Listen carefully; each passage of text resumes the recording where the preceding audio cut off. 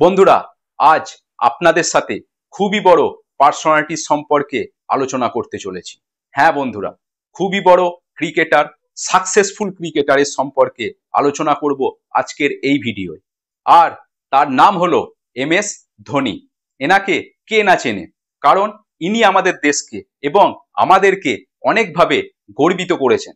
তাই MS ধোনি শুধু আমারই ফেভারিট ক্রিকেটারের মধ্যে একজন নয়, আমি জানি আপনাদেরও খুবই পছন্দের একটি প্লেয়ার বা cricketer MS Dhoni. MS Dhoni কিভাবে তিনি সফল ক্রিকেটার হলেন বা তিনি কিভাবে সফলতার একদম চূড়ায় পৌঁছে গেলেন, সেটা নিউমোলজির মাধ্যমে আজ আমি আপনাদেরকে দেখাবো। ওনার ডেট অফ বার্থ অনুযায়ী কি ছিল ওনার স্ট্রেংথ, কি ছিল ওনার রোল অ্যান্ড গোল, এবং সেগুলোকে বুঝে সঠিক ডিসিশন নিয়ে কিভাবে তিনি একজন সাকসেসফুল ক্রিকেটার হলেন, যা থেকে আজও আমরা তার জন্য গর্ব অনুভব করি। সমস্ত আলোচনা লজিক্যালি ভাবে করব। আর আপনারা তো জানেন আমার চ্যানেলের সমস্ত আলোচনা লজিকের বাইরে কিচ্ছু থাকে না। আজকের এই ভিডিওটাও তার অন্যথা হবে না। তার আগে আপনাদের মধ্যে কেউ যদি এই চ্যানেলে নতুন হয়ে থাকেন, তাহলে প্লিজ চ্যানেলটিকে সাবস্ক্রাইব করে নেবেন এবং অল নোটিফিকেশন বেল অন করে নেবেন, যাতে আমি কোনো ভিডিও দেওয়ার সাথে সাথে আপনাদের কাছে ইনফরমেশন চলে যায় আর আপনারা কোনো ভিডিও যেন মিস না করে ফেলেন। তাই অল নোটিফিকেশন বেল অবশ্যই অন করে নেবেন। তাহলে চলুন বন্ধুরা, আমরা দেখে নিই MS ধোনির ডেট অফ বার্থ কি আছে। MS ধোনির ডেট অফ বার্থ হলো 7/7/1981। এবার ধোনির ডেট অফ বার্থ থেকে তার বার্থ চার্ট বানিয়ে নেব। আপনারা নিশ্চয়ই আমার আগের ভিডিও দেখেছেন কিভাবে বার্থ চার্ট বানাতে হয়। আর আজকের ভিডিওয় আপনাদের মধ্যে কেউ যদি নতুন হয়ে থাকেন, তাহলে আমার চ্যানেলের এই ভিডিওগুলো দেখে নেবেন কিভাবে বার্থ চার্ট বানাতে হয়। লিংক ডেসক্রিপশন বক্সে দেওয়া রইল। চলুন এইবার ধোনির ডেট অফ বার্থ অনুযায়ী ওনার বার্থ চার্ট বানিয়ে ফেলি। ওনার ডেট অফ বার্থের মধ্যে যেই নাম্বারগুলো রয়েছে, সেই নাম্বারগুলোকে রেসপেক্টিভ বক্সের মধ্যে দেখুন বসিয়ে দিলাম। এইবার ধোনির ডেট অফ বার্থ থেকে ড্রাইভার নাম্বার বা মূলাঙ্ক নাম্বারকে ক্যালকুলেট করে নেব। ড্রাইভার নাম্বার মানে ধোনির শুধুমাত্র ডেটটা, অর্থাৎ তিনি 7 তারিখে জন্মগ্রহণ করেছেন, তাই ধোনির ড্রাইভার নাম্বার বা মূলাঙ্ক নাম্বার হবে নাম্বার 7। এইবার কন্ডাক্টর নাম্বার বা ভাগ্যাঙ্ক নাম্বারকে ক্যালকুলেট করে নেব। যেমন ধোনির ডেট প্লাস মান্থ প্লাস ইয়ার সমান দেখুন 33 আসছে, আর 33 কে যোগ করলে আসছে নাম্বার 6, অর্থাৎ ধোনির কন্ডাক্টর নাম্বার বা ভাগ্যাঙ্ক নাম্বার হচ্ছে 6। এইবার ধোনির কুয়া নাম্বার ক্যালকুলেট করে নেব। ধোনির কুয়া নাম্বার আসছে নাম্বার 1। এইবার ক্যালকুলেশন করা নাম্বারগুলিকে, অর্থাৎ ড্রাইভার নাম্বার, কন্ডাক্টর নাম্বার এবং কুয়া নাম্বারকে বক্সের রেসপেক্টিভ স্থানে বসিয়ে দেব। এখানে আপনাদের উদ্দেশ্যে একটি কথা বলে রাখি, যদি কারোর জন্ম 1 থেকে 9 তারিখের মধ্যে হয়, তাহলে সেই নাম্বারকে, অর্থাৎ ড্রাইভার নাম্বারকে আর বার্থ চার্টের মধ্যে প্লেসমেন্ট করার কোনো প্রয়োজন নেই। যেমন ধোনির জন্ম দেখুন 7 তারিখে, আর এই 7 নাম্বারকে আমি আগেই বসিয়ে রেখেছি, তাই দ্বিতীয়বার আর বসাচ্ছি না। এবার ধোনির কন্ডাক্টর নাম্বার বা ভাগ্যাঙ্ক নাম্বার হচ্ছে 6, আর এই 6 নম্বর আসছে 33 থেকে। আর এই 33 নাম্বারকে মাস্টার নাম্বার বলা হয়। খুবই একটি সুন্দর নাম্বার বলা হয়। কেন বলা হয় সেটা আগামী কোনো ভিডিওতে আপনাদের সাথে আলোচনা করব। এখন চলুন, নাম্বার 6 যেহেতু কন্ডাক্টর নাম্বার আসছে ধোনির, তো এই 6 নম্বরকে বক্সের রেসপেক্টিভ জায়গায় বসিয়ে দেবো। এইবার ধোনির কুয়া নাম্বার যেহেতু 1, সেই কারণে বার্থ চার্টের মধ্যে দুটো 1-এর পাশে এই 1 নাম্বারকে বসিয়ে দেবো। এইবার ধোনির বার্থ চার্ট তৈরি করা একদম কমপ্লিট। আপনারা দেখুন, খুবই অ্যাভারেজ বার্থ চার্ট, খুবই সাধারণ বার্থ চার্ট, কারণ নাম্বার 5 এই বার্থ চার্টের মধ্যে মিসিং রয়েছে এবং অনেকগুলো নাম্বার এই বার্থ চার্টের মধ্যে মিসিং রয়েছে। তবুও MS ধোনি কিভাবে এত সাকসেসফুল ক্রিকেটার হলেন, কিভাবে সফলতার একদম চূড়ায় পৌঁছে গেলেন, সেটা এবার আপনাদের সামনে আমি বলবো। বন্ধুরা, নিউমোলজিতে ড্রাইভার কন্ডাক্টর এবং বার্থ চার্টকে দুইভাবে বর্ণনা করা হয়। যেমন ড্রাইভার কন্ডাক্টর মানে শুধুমাত্র ফেসটা, মানে শুধু মুখমণ্ডলটা, আর বার্থ চার্ট তৈরি করার অংশটাকে বলা হয় দেহটা, অর্থাৎ নিচের অংশটাকে। আমাদের গোটা শরীরের মধ্যে মুখ এবং দেহ দুটোই খুবই গুরুত্বপূর্ণ, কিন্তু স্লাইডলি মুখের অংশটা একটু বেশি গুরুত্বপূর্ণ। মানে ড্রাইভার কন্ডাক্টর একটু বেশি গুরুত্বপূর্ণ। মানে ড্রাইভার কন্ডাক্টরকে যদি 20 বলা হয়, এই বাচ্চার তৈরির অংশকে 19 বলবো। স্লাইডলি ড্রাইভার কন্ডাক্টর একটু বেশি গুরুত্বপূর্ণ। তাই প্রথমেই ধোনির ড্রাইভার কন্ডাক্টর সম্পর্কে আলোচনা করে নেব। কেমন হবে ধোনির ড্রাইভার কন্ডাক্টরের কম্বিনেশন? প্রথমে দেখুন ড্রাইভার নাম্বার বা মূলাঙ্ক নাম্বার। ধোনির ক্ষেত্রে নাম্বার 7। আর এই 7 মানে কি? আপনারা যারা নিয়মিত আমার চ্যানেলের ভিডিও দেখেন তারা জানেন যে এই 7 নম্বর মানে হলো ইনোসেন্ট, ভদ্র, শান্ত এবং জেন্টেলম্যান স্বভাবের মানুষ হয়ে থাকেন। আর নাম্বার 7 আমাদেরকে কি দেয়? ভিজডম বা বুদ্ধি দিয়ে থাকে। নাম্বার 7 হলো বুদ্ধিমত্তার প্রতীক। এছাড়াও নাম্বার 7-এর রুলিং প্ল্যানেট হলো কেতু। কেতুর কাছে কি আছে? মাথা নেই, শুধুমাত্র দেহের অংশটি আছে। আর সেই কারণে নাম্বার 7 দ্বারা যে সমস্ত মানুষ রুল হয়ে থাকেন তাদের ইনটিউশন পাওয়ার বা সিক্স সেন্স বা ষষ্ঠ ইন্দ্রিয় খুবই স্ট্রং হয়ে থাকে। কেন হয় সেটা আমি আপনাদেরকে ছোট্ট এক্সাম্পলের মাধ্যমে এইবার বোঝাবো। লজিক্যালি ভাবে বলবো, লজিক্যালি ভাবে বোঝার চেষ্টা করবেন। আপনারা হয়তো অনেক মানুষকে দেখেছেন কারোর হয়তো ডান হাতটা নেই। আপনারা তাদেরকে লক্ষ্য করে দেখবেন এই ডান হাতের ক্ষমতা বাঁ হাত অনেকটা বহন করে নেয়, অর্থাৎ এই বাঁ হাতটা অনেকটা শক্তিশালী হয়ে যায়।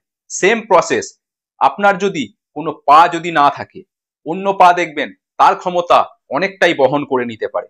আর সেইভাবেই কেতু প্ল্যানেটের যেহেতু মুখের অংশটা নেই, শুধুমাত্র দেহটা আছে, সমস্ত রকমের বুদ্ধি এবং বাইরের জগৎকে কিভাবে তিনি দেখবেন? মুখ তো নেই, মাথা তো নেই, সেই কারণে তিনি তার গাট ফিলিং বা মনের পাওয়ারকে অনেক স্ট্রং করে তুলবেন।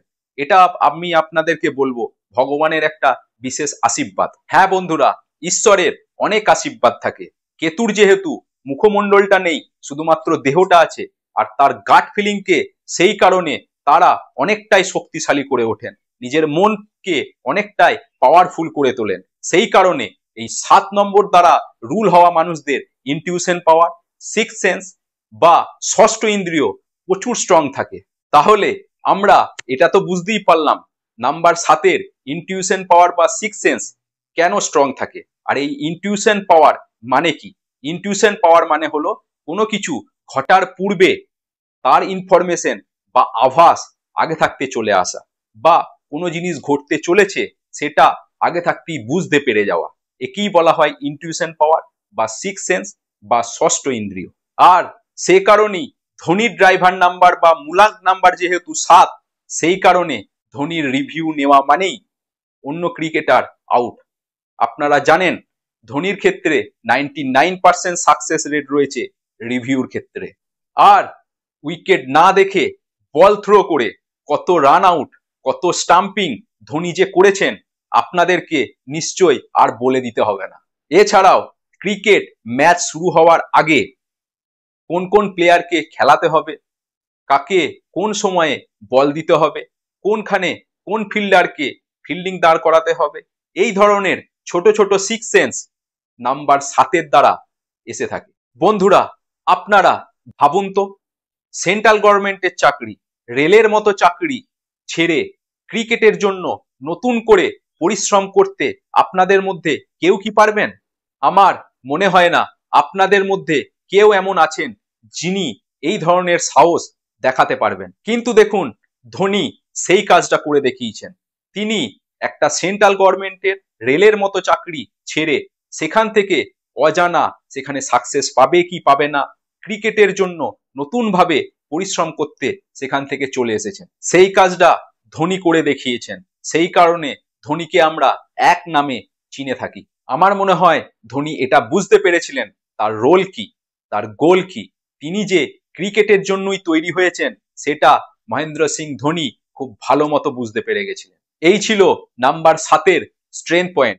এবার দেখুন কিছু উইকনেস। নাম্বার 7 দ্বারা রুল হওয়া মানুষদের কোথাও না কোথাও ফ্রড বা ঠকে যাওয়া, ডিসঅ্যাপয়েন্টমেন্ট বা হতাশার সামনাসামনি হতে পারে। আর ধোনির ক্ষেত্রেও সেটা একদমই হয়েছে। আপনারা জানেন ধোনি একজন নিম্ন মধ্যবিত্ত বা মধ্যবিত্ত ফ্যামিলির ছেলে ছিল এবং প্রথম জীবনে তার আন্ডার 19-এ সিলেকশন পর্যন্ত হয়নি এবং ধোনির যখন পরে সিলেকশন আবার হলো, তিনি ঠিক সময়ে কলকাতা বিমানবন্দরে সময় মতো পৌঁছাতে পারেননি। আমি এই বিষয়গুলো মন গড়া কোনো বানানো গল্প বলছি না।